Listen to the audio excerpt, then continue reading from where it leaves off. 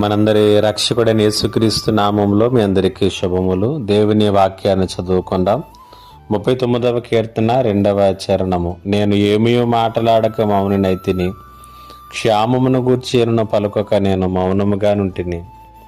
కాలమే సమాధానము చెబుతుంది, కాలమే గాయాన్ని మార్పుతుంది అనేటువంటిది తెలుగులో మనకున్నటువంటి ఒక నానుడి.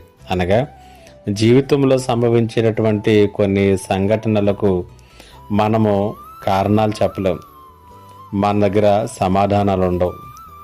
కొన్ని సంఘటనలకు మనం జవాబులు చెప్పలేం, ఎందుకంటే అవి ఎందుకు జరుగుతున్నవో మనకే అర్థం కాదు.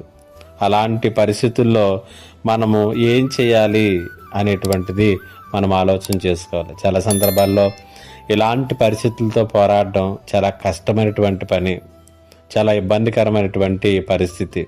ఇలాంటి పరిస్థితులతో దావీదు పోరాడాడు. దావీదుకు అనుభవం అన్నది. కాబట్టి ఇక్కడ దావీదు అంటున్న మాట, నేనేమీ మాటలాడక మౌనినైతిని, క్షేమమును గూర్చి అయినను పలుకక నేను మౌనముగా ఉన్నాను అనేటువంటి మాటను ఇక్కడ తెలియచేస్తున్నాడు.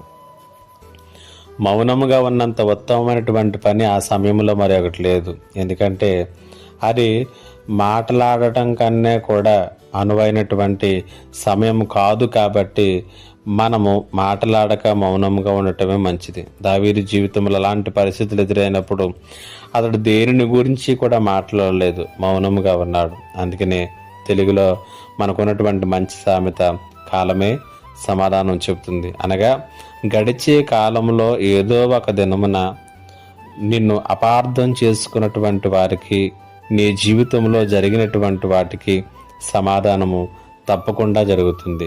ఈ మాటలు వింటున్నటువంటి నీ జీవితంలో కూడా నిన్ను అపార్థం చేసుకున్నటువంటి వారిని విషయంలో కావచ్చు, మరొకటి కావచ్చు, నువ్వు సమాధానం చెప్పుకోలేనటువంటి పరిస్థితులతో పోరాడుతూ ఉంటే, నిద్ర పట్టక సతమతం అవుతూ ఉంటే మౌనముగా ఉండు, ఓర్పుతో దేవుని వైపు నొక్కి చూడు.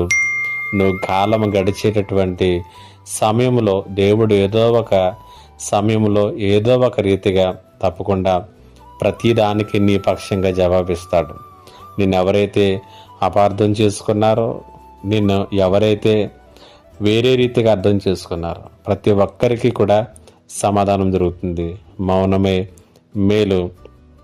మాట్లాడిన అవసరం లేదు, లేకపోతే వారించిన అవసరం లేదు, పోరాటం కూడా చేయని అవసరం లేదు. మౌనమే అత్యున్నతమైనటువంటిది, అత్యుత్తమమైనటువంటిది.